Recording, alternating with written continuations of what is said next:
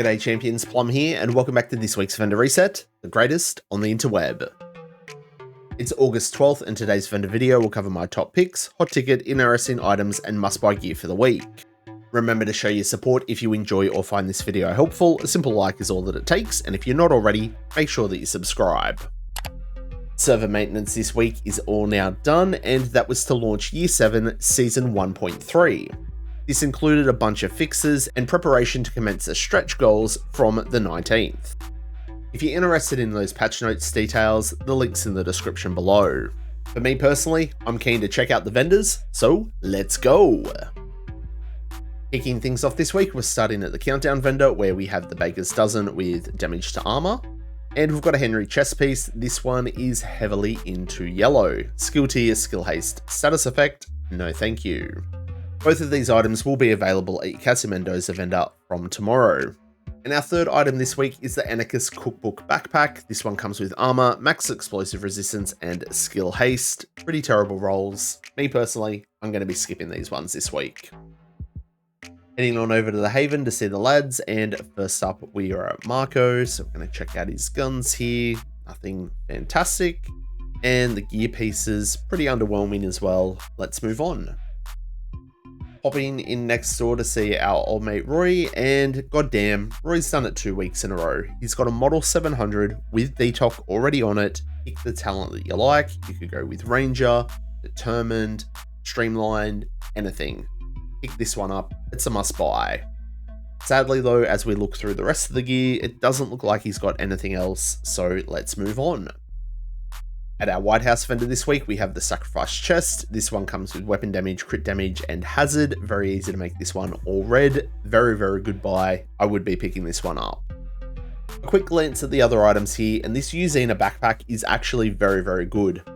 Great armor, and it comes with crit chance and crit damage. Pick the talent that you like. This is a must buy.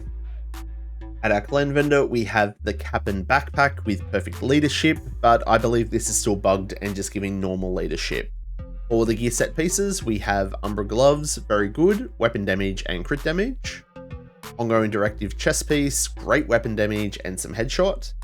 And we've got a future backpack, skill tier and armor regen. As we quickly browse through the other few items here though, the Providence mask, not bad, you could make this a double crit. And that looks like that's about it. However, in the mod section, there is a 5% crit hit chance mod. 6%'s the max. If you're a new player or you've got a hardcore character, these are definitely worth picking up.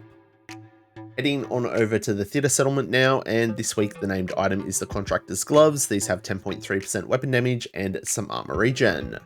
Quick little sticky beak at the other few items here. Pretty underwhelming. Let's kick on. At the castle settlement, we have the Scalpel marksman rifle, no thanks. Quick little look at the other stuff. Seska mask, not terrible, weapon damage, crit chance, chuck on crit damage. But that is it. On to the next one.